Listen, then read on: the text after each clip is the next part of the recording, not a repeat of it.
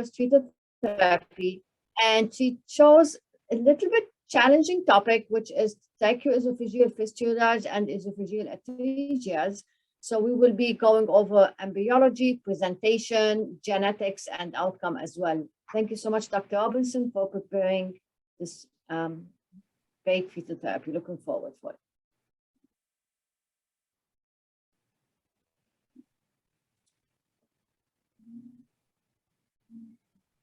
And I know we are on Zoom. If anyone from the students is not hearing Dr. Robinson well, please let us know.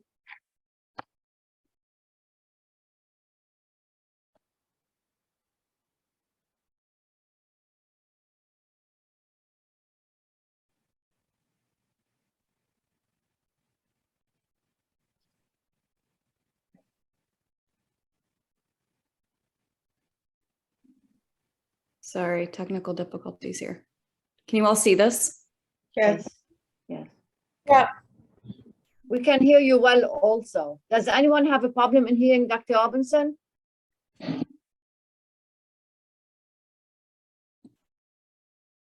great. I don't think anyone has an issue then. Okay, awesome. All right, good morning. I'm Keely Robinson. This morning, we're going to be talking about esophageal atresia and tracheoesophageal fistulas. So I want to start with a case. I'm trying to can anyone help me figure out how to get all of these things out of my view so I can see my slides? Oh, you mean the video, the little pictures? Got it. Okay, so this is a 26-year-old G4P3003 at 35 weeks gestation. She has a non-contributory past medical history. She's Hep B non-immune, but otherwise a healthy person. She had a history of 2 vaginal deliveries in 1 section. Her past surgical history was only significant for a C-section. And then in this current pregnancy, she was sent for an MFM consult in the setting of ultrasound findings of FGR, a single umbilical artery, an absent fetal stomach, polyhydramnios, and then an NIPT that returned positive screen for trisomy 16.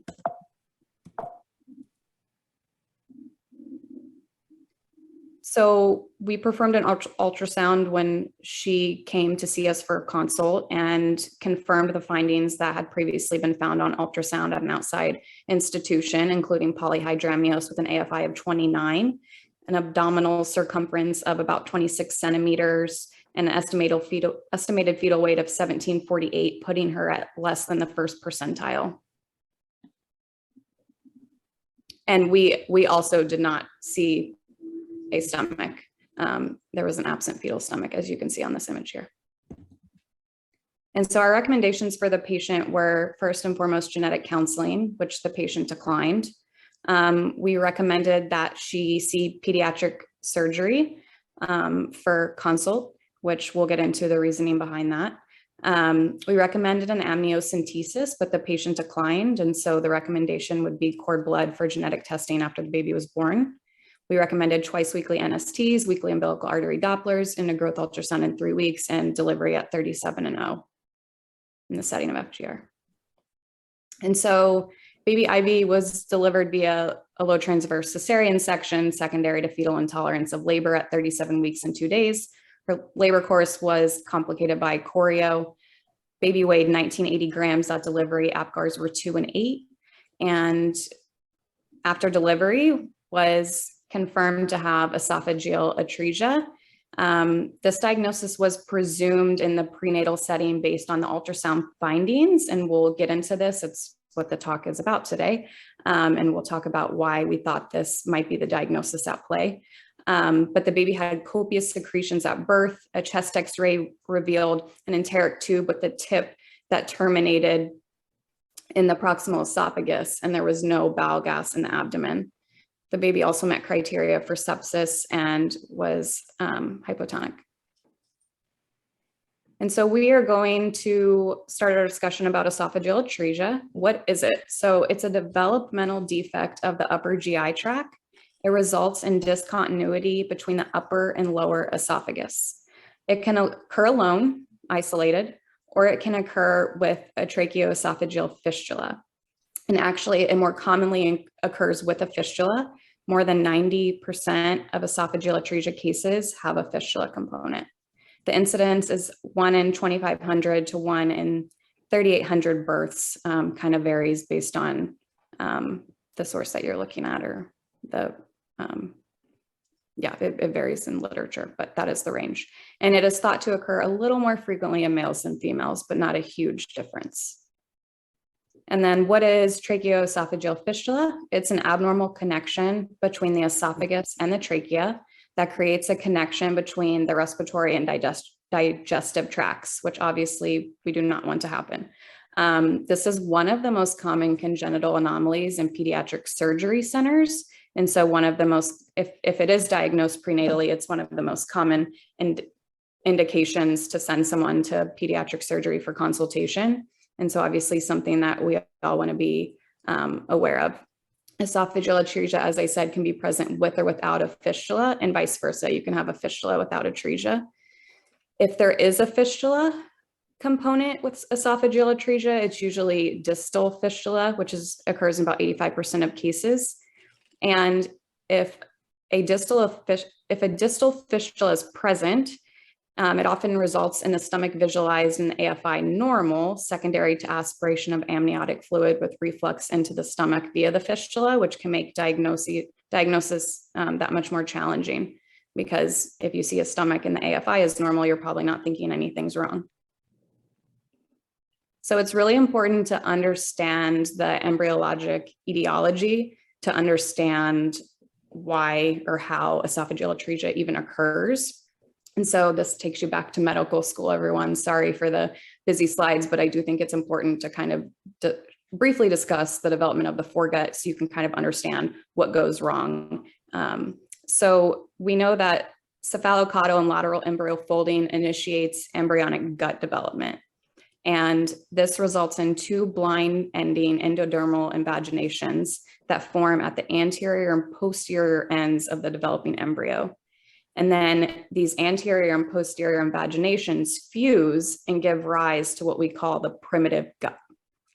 So the primitive gut then delineates into foregut, midgut, hindgut. The foregut becomes the esophagus and the stomach, so respiratory and digestive systems. The midgut becomes the small intestine, and the hindgut becomes the colon.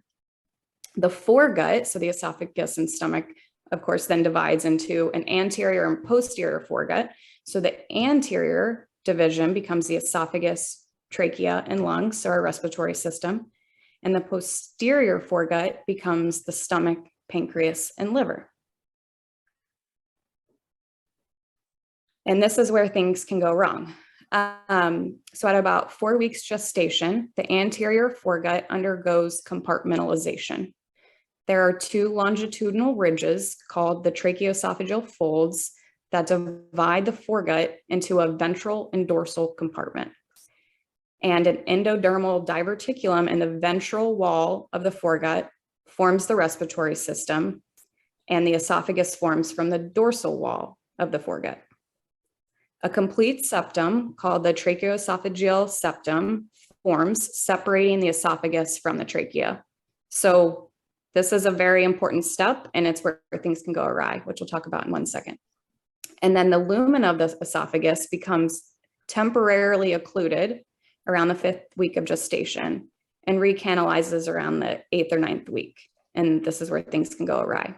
So when this doesn't happen properly, you can end up with the fistula. So if there is abnormal posterior positioning of the septum, it can result in a retained connection between the compartments that results in fistula formation and potentially atresia of the esophagus.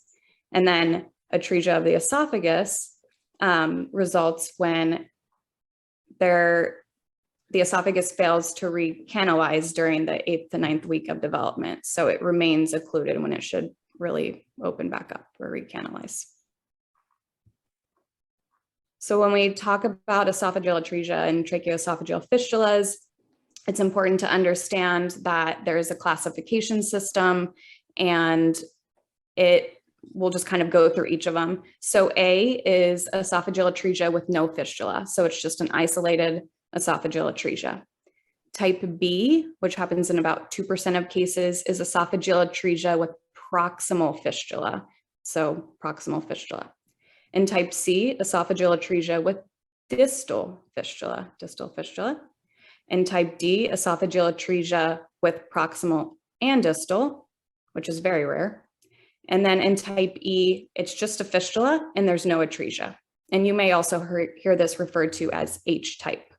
So type C is our most common, and it's our atresia with the distal fistula. It is important to note that when you're reading the literature, you may come across some numerical types. And so that's because there is a different classification system that some people use, which is this one.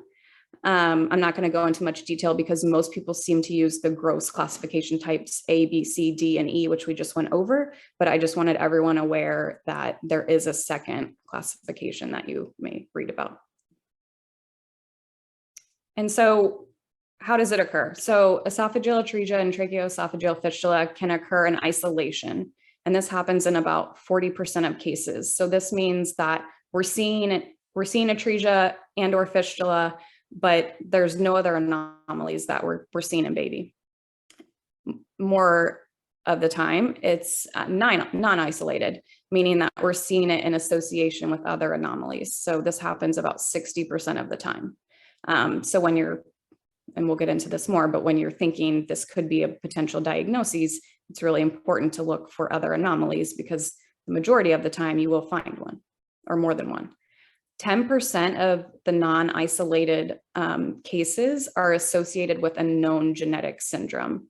And, you know, as we learn more and more about the genome, that number will probably increase. But right now we know at least 10% are associated with a known genetic syndrome.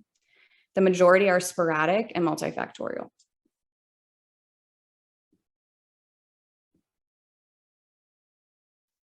So when we talk about associated anomalies, so in that 60% of cases, what are the most common anomalies we see?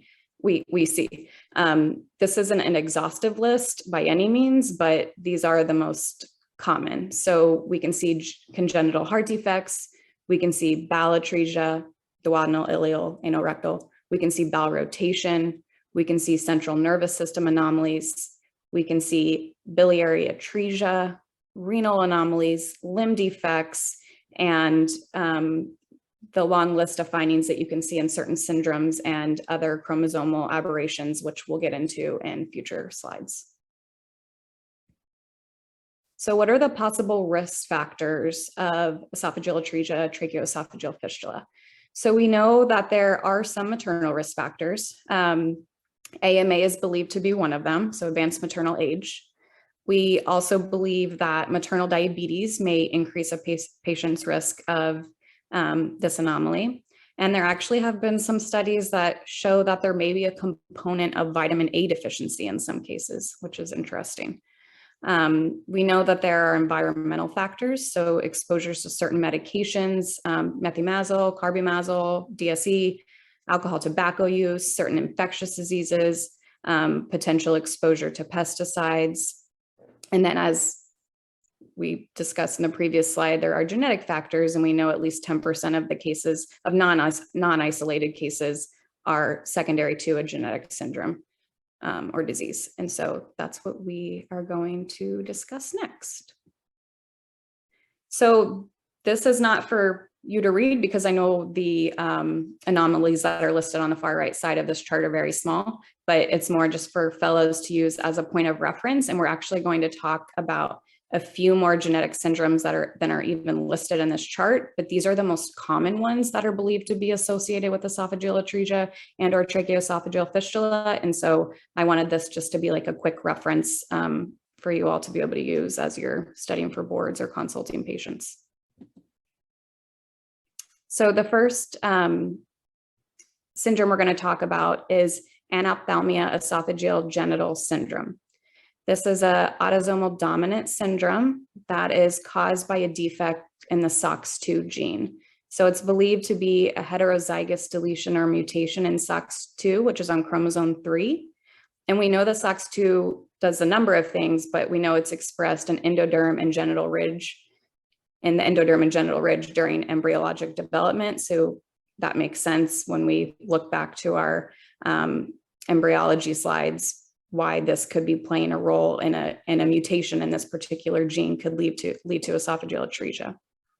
So associated findings include anophthalmia, microphthalmia, as we said, esophageal atresia or tracheoesophageal fistula, and urogenital anomalies. The next syndrome is CHARGE syndrome, which is also autosomal dominant.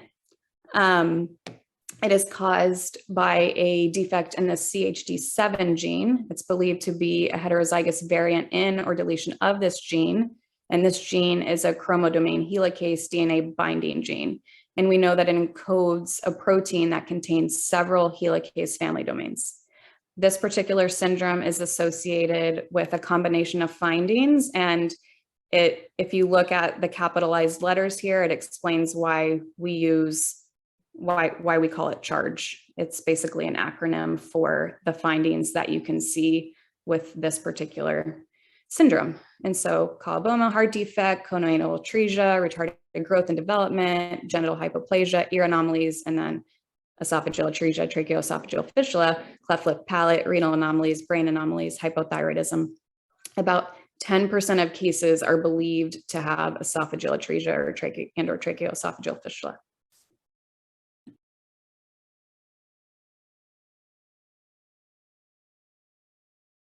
Oh, sorry, I think my mic just went out. Can you guys all hear me still?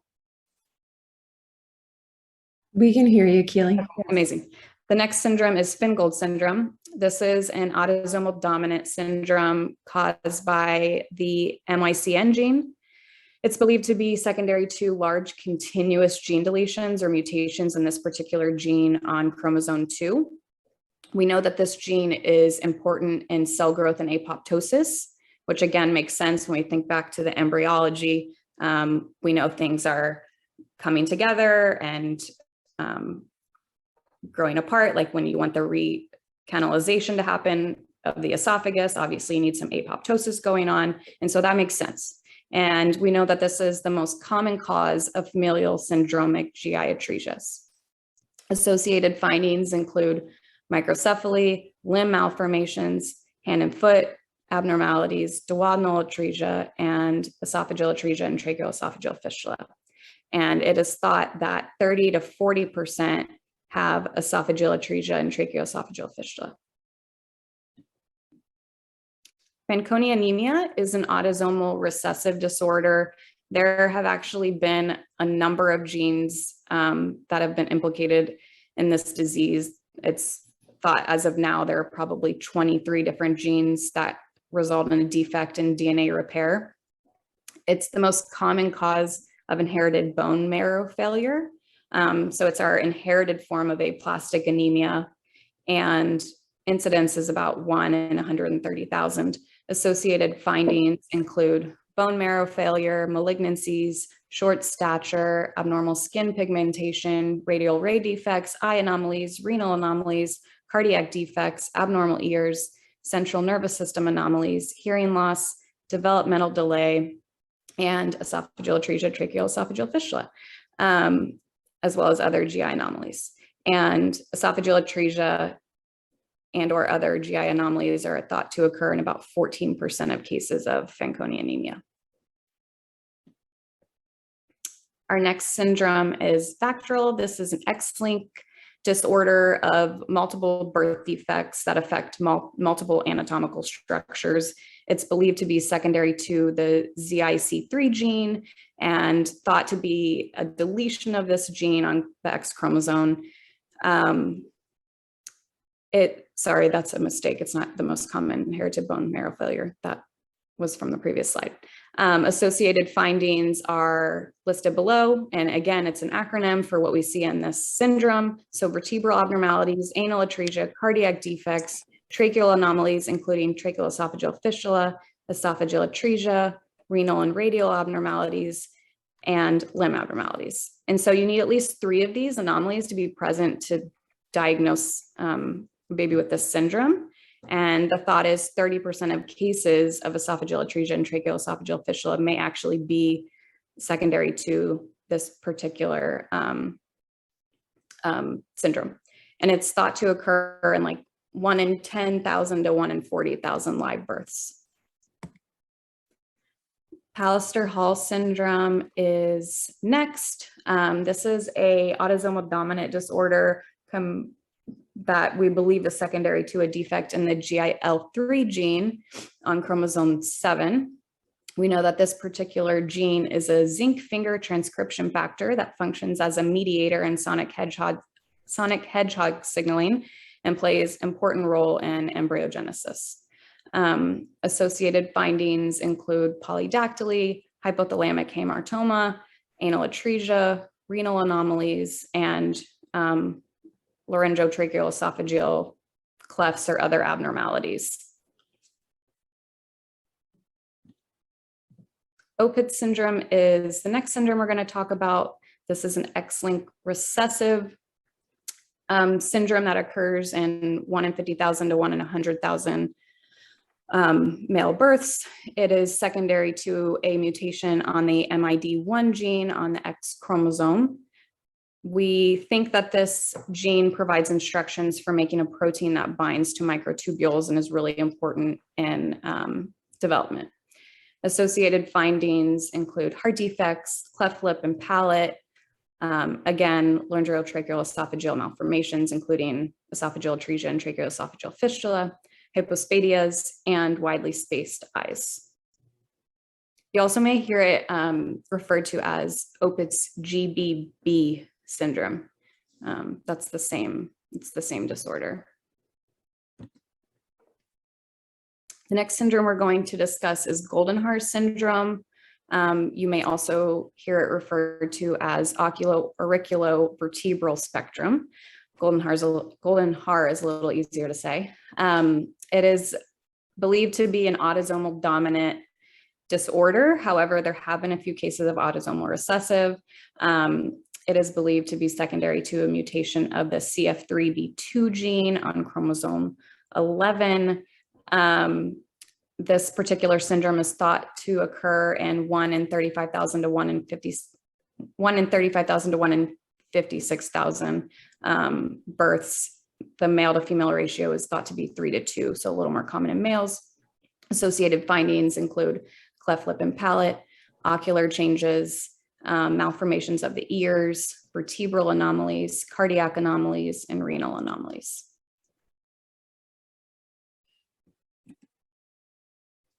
And then we know that there are chromosomal aberrations that are related to esophageal atresia and tracheoesophageal fistula.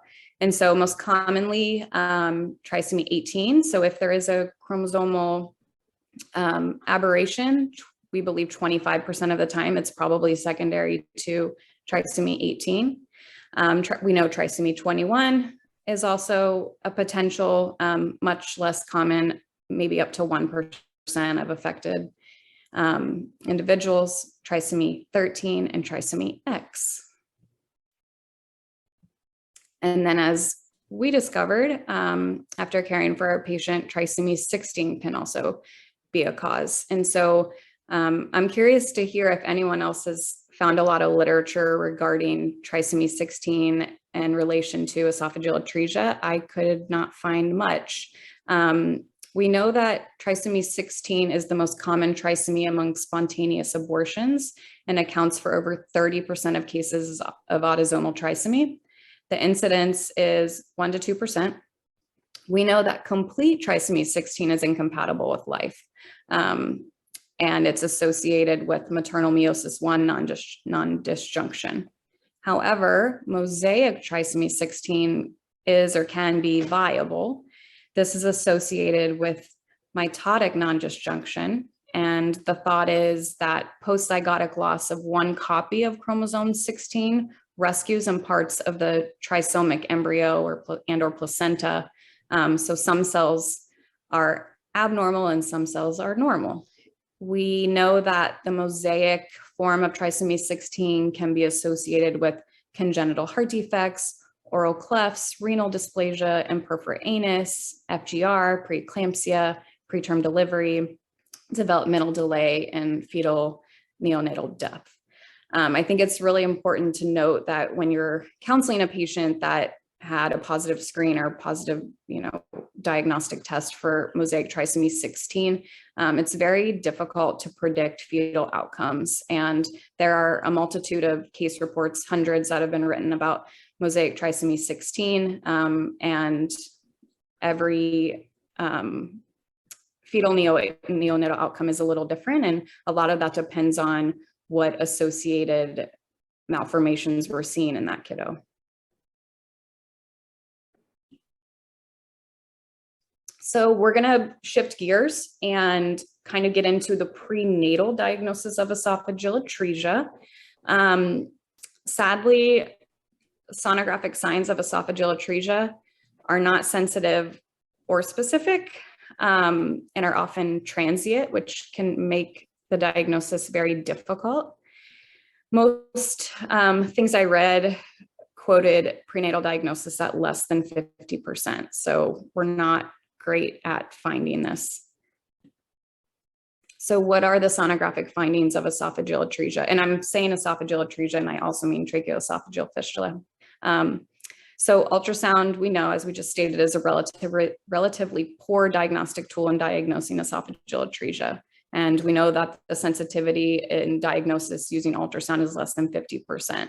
There was a meta-analysis of 20 studies of over 73,000 fetuses that revealed an even lower sensitivity of 31.7%, and found that ultrasound correctly identified 77.9% of cases with esophageal atresia. However, was not great at diagnosing esophageal atresia when a fistula was present, and only correctly identified 21.9% of those cases. And so again, that just goes back to what was stated earlier, that when there's a fistula component present, it makes the diagnosis even more challenging. And so what do we see? What are the sonographic findings for esophageal atresia? So we can see polyhydramnios, we can see fetal growth restriction, we can see a small or absent stomach, and then we can see a distended esophageal pouch or a pouch sign. And we're going to go through each of these individually. So first and foremost, polyhydramnios. This is usually seen after 20 weeks gestation. However, as we all know, it can be seen in a wide variety of disorders, and alone is a poor indicator of esophageal atresia. It's thought that maybe up to 1 in 12 fetuses with polyhydramnios has esophageal atresia. A meta-analysis, the same one that I referred to previously, revealed that polyhydramnios was present in 56.3% of cases. So a little over half of the time, you'll have a component of polyhydramnios. But obviously, if a fistula is present, you may not have that finding. Second finding may be FGR, fetal growth restriction. This is seen in up to 40% of fetuses with esophageal atresia and tracheoesophageal fistula. This often manifests in the late second trimester, and it's a highly nonspecific finding. Just like polyhydramnios, there are a number of things that can cause FGR. An absent small stomach is the next potential finding. And so the image to the left, it's an axial image that reveals the gallbladder, but absence of a stomach bubble. And then if you see complete absence of stomach, this does suggest no fistula component. You may also see a small stomach. So this is tough because it can be transient in normal fetuses, especially in the first and second trimester. It varies, the size of the stomach varies between patients and can even vary within a single fetus depending on the time secondary to swallowing and peristalsis. And so it can be a very transient finding. The persistence of a small stomach on repeat scans or the development of polyhydramnios in combination with a small stomach increases your likelihood of esophageal atresia and tracheoesophageal fistula. And then it's important to note that this can also be seen with other disorders, which we're going to get into on the next slide just briefly. And so what is just a very brief differential diagnosis for a small absent stomach? One is a congenital diaphragmatic hernia. In this, you're going to see or can see polyhydramnios, a small abdominal circumference, deviation of the cardiac axis. You may find the stomach, liver, and or bowel in the chest, as we discussed last week with our patient that was recently diagnosed with this. Another differential diagnosis is a hiatal hernia. The stomach is partially in the chest with a tubular appearance in the longitudinal plane. And then it can be secondary to just abnormal fetal swallowing, which can be secondary to central nervous system malformations, neuromuscular disorders, cleft lip, cleft palate. And so it's important that when you see a small stomach, that esophageal atresia is on your differential, but other things are on your differential as well. And then the last sign is called the pouch sign. There's transient filling of the proximal esophagus with swallowing, and it can reveal a dilated blind ending esophageal pouch in the sagittal plane, as can be seen right here. It's only visible in between fetal swallowing and regurgitation of fluids. So obviously, if baby hasn't swallowed, this isn't going to be full of fluid, and it's just going to be a collapsed esophagus, and then you will not see this pouch sign. Color Dopplers should be put on to look at the carotid arteries on either side of the pouch to confirm that, yes, this is what I am looking at the esophagus. This is what I'm looking at. The pouch sign is thought to be the most reliable sonographic sign indicative of esophageal atresia, and can be seen in cases with and without tracheoesophageal fistula. It's usually not seen before 26 weeks, and it can be seen in normal fetuses, especially if the pouch ends above the clavicles. So if you see this, it's not diagnostic for esophageal atresia, but again, should raise your suspicion for it. And so I found this study that I thought was really interesting. It looked at the sonographic manifestations of esophageal atresia and tracheoesophageal fistula across gestational ages. It was published in 2021, and it involved 75 cases of esophageal atresia from 2006 to 2019 at a single institution. And the aim of the study was ultimately to assess the yield of 3 ultrasound findings: polyhydramnios, a small or absent stomach, and esophageal pouch, as we've just discussed, in esophageal atresia and tracheoesophageal fistula diagnoses at different gestational ages. So they looked at 14 to 16 weeks gestation, 19 to 26 weeks gestation, and greater than 27 weeks gestation. And so what did they find? What they found is that early anatomy scans or early ultrasounds are not super helpful in diagnosing. Their conclusions were ultimately that the diagnosis of esophageal atresia and tracheoesophageal fistula is not really feasible on an early anatomy scan. And so if you look at this is fetuses with esophageal atresia, tracheoesophageal fistula. This is the early scan. There were 2 cases that were found that early on. But then as pregnancy continued, the number went up. And so there were 13 suspected cases, 10 were confirmed in like the second trimester period. And then in the third trimester period, there were 18, 13 confirmed. And so when you're looking at a single patient and following them through pregnancy, you're more likely to diagnose it as time goes on. They found that the presence of a fistula lowered detection or lowered your ability to diagnose, which we've discussed. And the detection rates of small absent stomach, esophageal pouch increase with advancing gestational age, as we just talked about. And then the true peak of diagnosing this is in the third trimester. So what can we do to better help us? If we think that a fetus may have esophageal atresia and or tracheoesophageal fistula, we should consider getting an MRI, or we can consider getting an MRI. Fetal MRI has a high positive predictive value. One study found MRI to be 94.7% sensitive and 89.3% specific for diagnosing esophageal atresia when following a specific ultrasound. It allows for the ability to use dynamic sequences to evaluate fetal swallowing. And this can allow us to determine the location of the esophageal obstruction clearly, which can allow for more beneficial parental counseling and postnatal surgical planning in the prenatal period before baby is delivered. And so this next slide just discusses the potential for MRI dynamic studies and the role of STENI-MR imaging in esophageal atresia cases. And this one study published in 2020 found that obtaining STENI images resulted in an added time of the MRI exam of only about 7 minutes.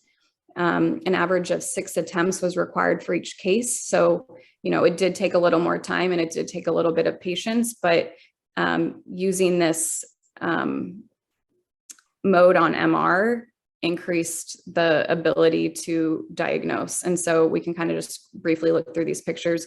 This is just a 33-week fetus that does have esophageal atresia, but this first picture in A just shows the baby at rest. This next picture in B shows that the baby is swallowing, and this bright, you can see that this is the esophagus filling as the baby is swallowing right here.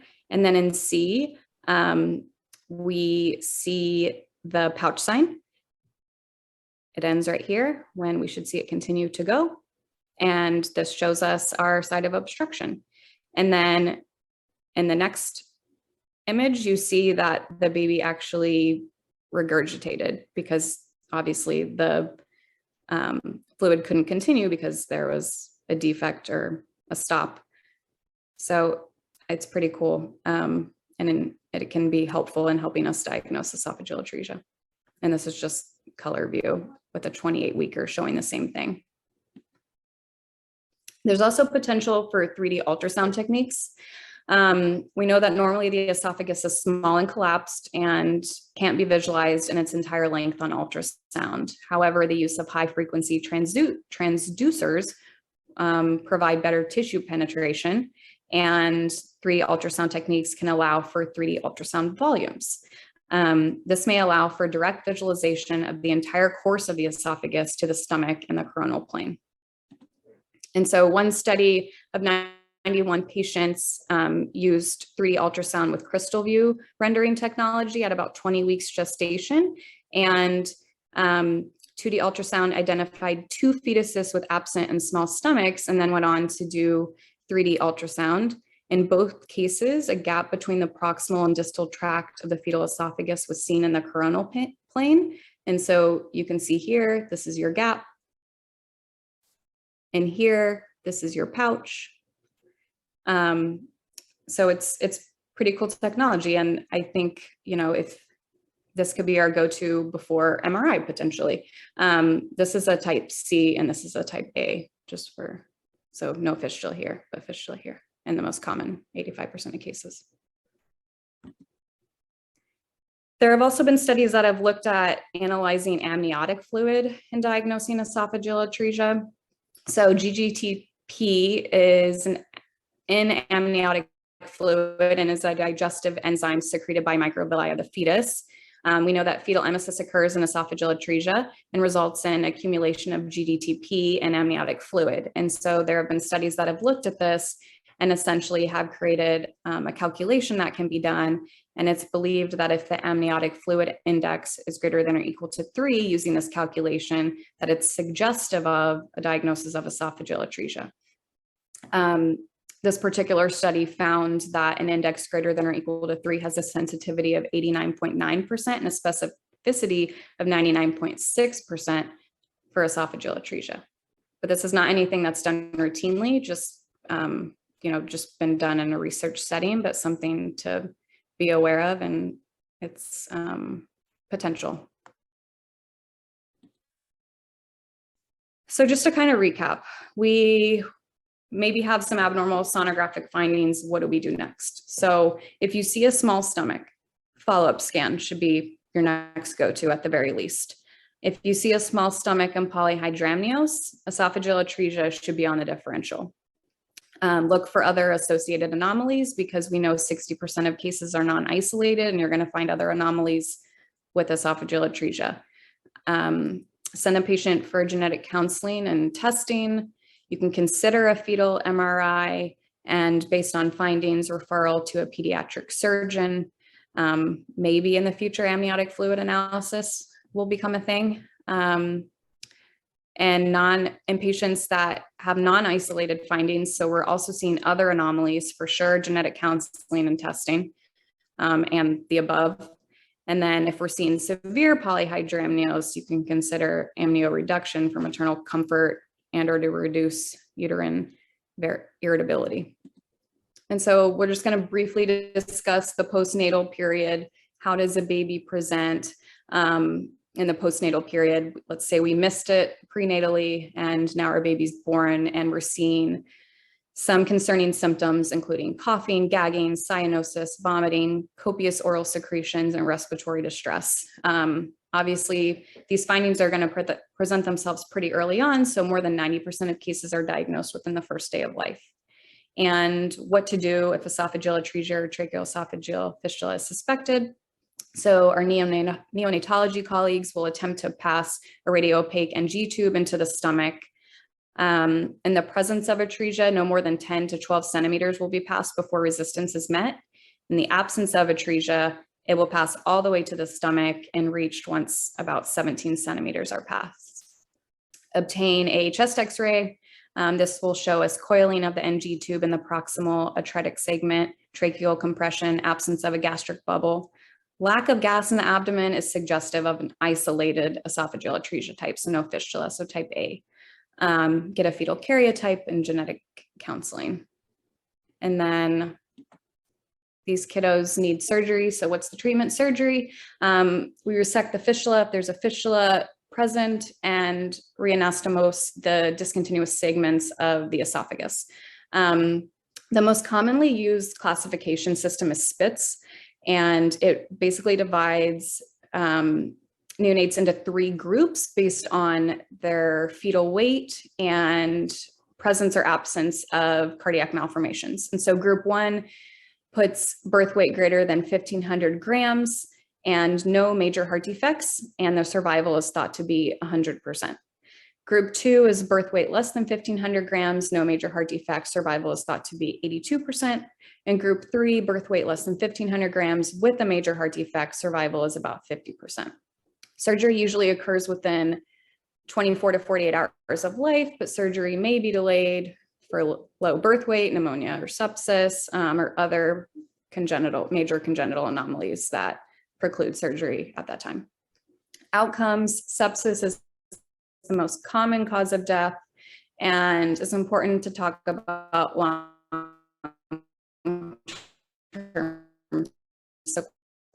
sequelae. So if you have a patient whose group, these kids are going to struggle with esophageal dysmotility throughout their life. And so that's something that the patient definitely needs to be counseled on. They can also go on to develop anastomotic strictures, recurrent fistulas, and feeding difficulties, GERD, aspiration. So just some quick pearls. Antenatal diagnosis of esophageal atresia is often based on indirect ultrasound signs of esophageal obstruction, so polyhydramnios, small stomach. A combination of poly, FGR, and absent or small stomach are the best diagnostic clues for presence of esophageal atresia. If esophageal atresia is suspected, look for other anomalies, refer to pediatric surgery and consider fetal MRI, and know that cardiac anomalies have the greatest effects on survival. And just in conclusion, we know that esophageal atresia and tracheoesophageal fistula is one of the most frequently misdiagnoses prenatally. This is because the esophagus is not routinely identified on ultrasound. We know that polyhydramnios and a small or absent stomach aren't sensitive or specific signs. We know that gestational age affects the ability to see associated signs. We know that different types of esophageal atresia and tracheoesophageal fistula result in different frequency of sonographic signs. The coexistence of fistula makes the diagnosis even more challenging because it provides a pathway for fluid to reach the stomach and have a very high index of suspicion if there are associated findings present. And these are my references.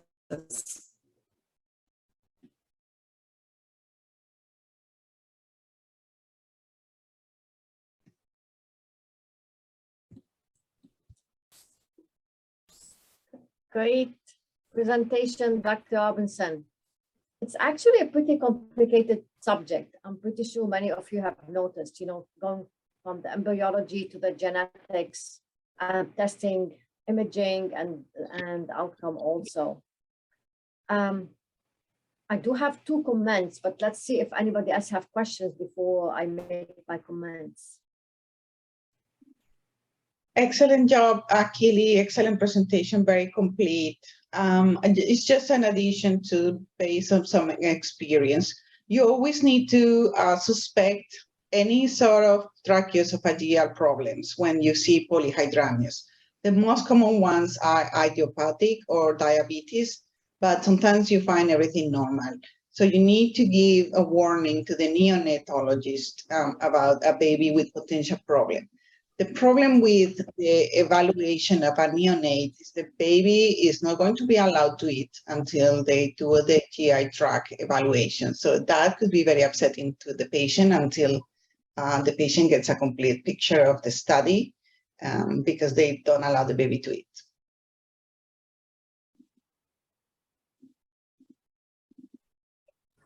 Thank you, Dr. Omen, for this great comment. Any other questions or comments?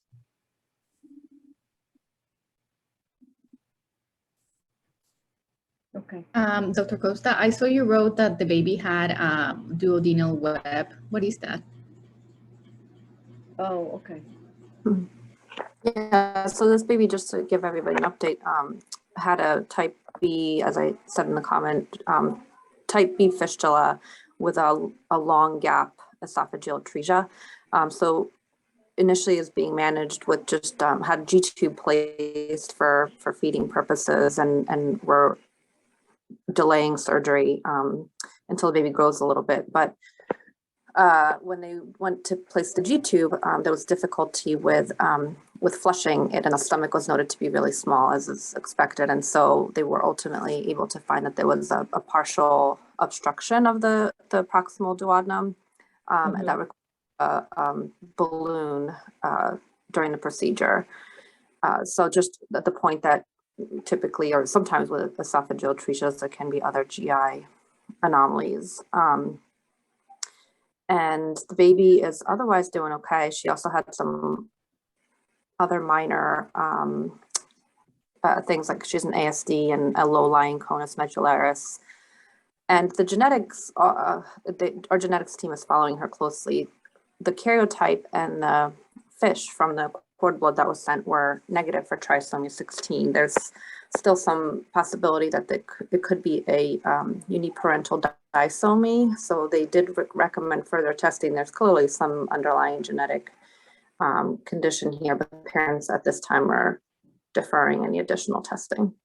Yeah. So. Yeah. So Thank you. So thank you for the feedback, Dr. Costa. But this is a great teaching case for the fellows. Yes. Yeah. Why don't we do an IPT for all the chromosomes? That an IPT for this patient showed trisomy 16. You know, the baby seems to be negative, but it can still be confined to the placenta. Yeah, but I hope, Dr. Costa, anytime you have like genetic, if anything comes back with the mental trisomy studies, please, I would appreciate feedback or follow-up for us. Absolutely. Yeah, and great presentation. I always learn a lot listening to the Yeah. So two things for the fellows and for the genetic counseling students. Keely, can you go back to the slide that talked about the Fetal or the Fetal? And for the fellows, so we learned today that polyhydramnias we have to take seriously. It is a sign that there is an issue. And that is why we use the numbers, basically. And as Dr. Oman have mentioned, diabetes, or it could be idiopathic, but what we have to remember is our references that mention idiopathic, this was in the era of karyotype, years and years ago. So more and more of the polyhydramnios cases actually would have a genetic etiology in the absence of diabetes. Now, how do I counsel a patient if I'm seeing just polyhydramnios, let's say at 20 weeks, and the polyhydramnios was significant? And this is someone, who, if she wants an amniocentesis, because I know Keely at the end we mentioned the karyotype, I would also offer a microarray for these patients. So it does not necessarily have to be a karyotype just for inclusive purposes. So there's nothing wrong in offering a microarray in the setting of polyhydramnios. And then I just want to add for Vactal and Vater association, this is a fascinating association basically. And every fellow and genetic counseling student, you really need to know what the V, what the A, the C, the TE, and the R and the L stands in this acronym, basically, as Dr. Robinson have mentioned. And basically, we really do not know the specific gene for Vactal. And I know Dr. Robinson, she mentioned ZIG3 gene here, but this is just an association with the phenotype that have a TE fistula. And Stephanie already pulled another article where there's like an association with the renal phenotype with multiple other genes, and there's ZIG3 is also involved with hydrocephalus. It's an X-linked, as Keely have mentioned. So I just want to make sure that we clarify with the genetic counseling students and with the fellow. There isn't a gene that we know for Vater or for Vactal, but what we know is that there are some associations that happen with these syndromes. I know it's a very complex issue.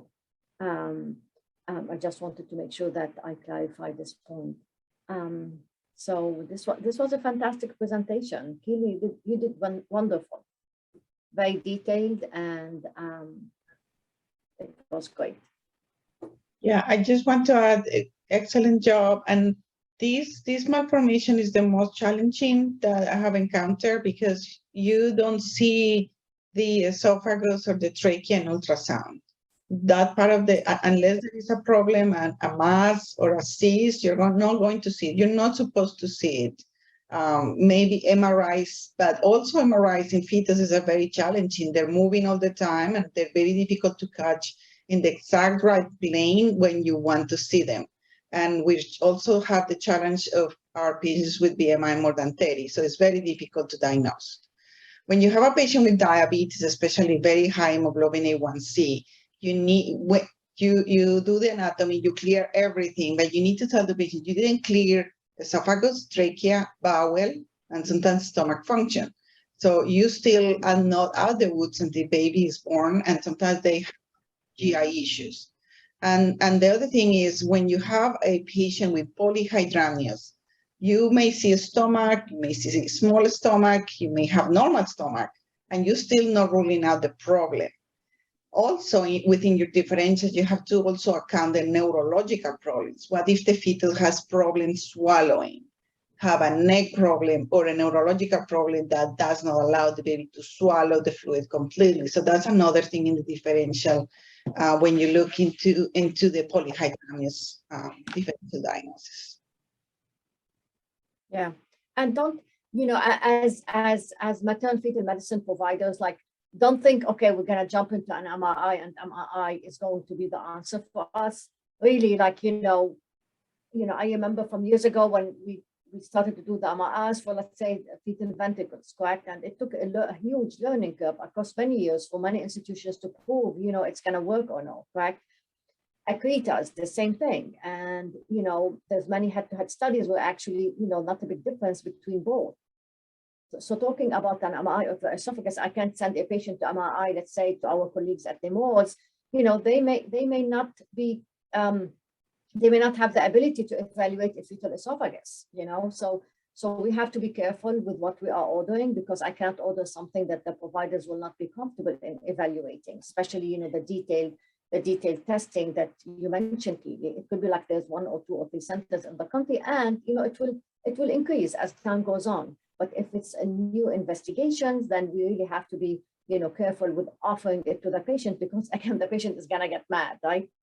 Oh, there's Yeah. another test that can give me more information, so don't volunteer it. We have to check our data, and maybe someone can check, since we had this case, is there a way that our MRI colleague at Nemours, for example, do they have the ability to look at that? I completely or at CHOP agree. also. Go ahead, Dupsha. I said I completely agree, and I think it's a really important point that once you bring up MRI and either insurance doesn't approve it, or there isn't actually a center that would do this type of essentially a swallow study in a fetus, the patient is going to think that they're getting suboptimal care because you've already told them, oh, you should get this additional imaging, and now they can't. And so I think you need to be very conscious of this, the cost and access issues related to MRI.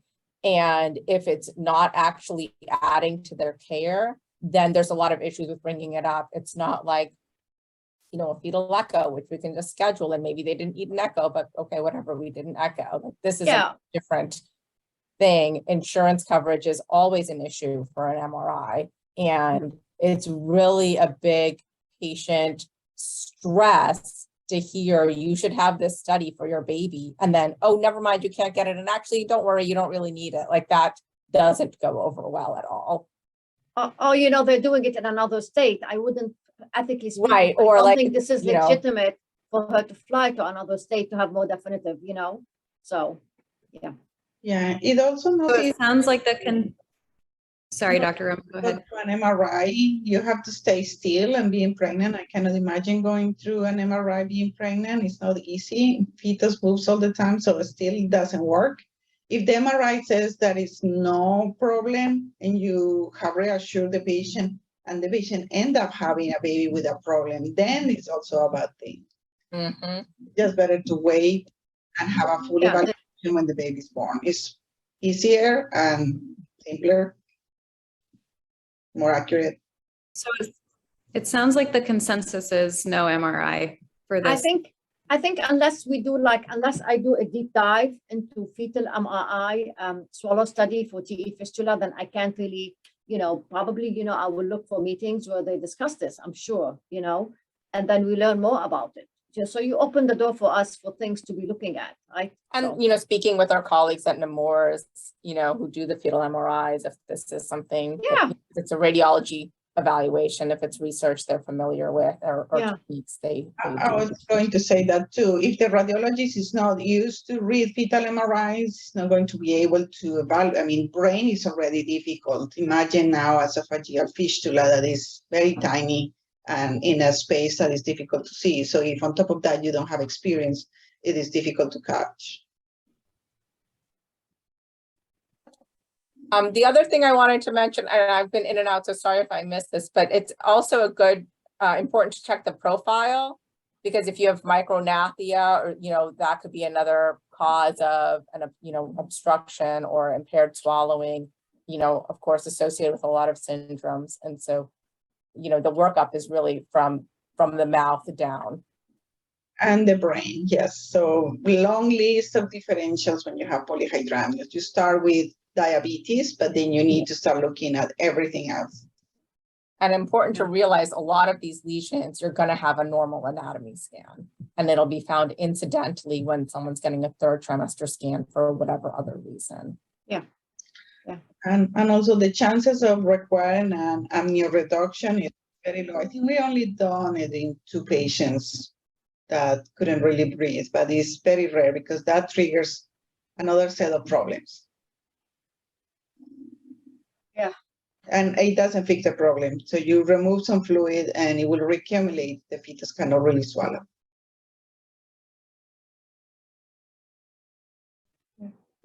So much teaching for all of us. Thank you so much, Dr. Robinson. Any questions?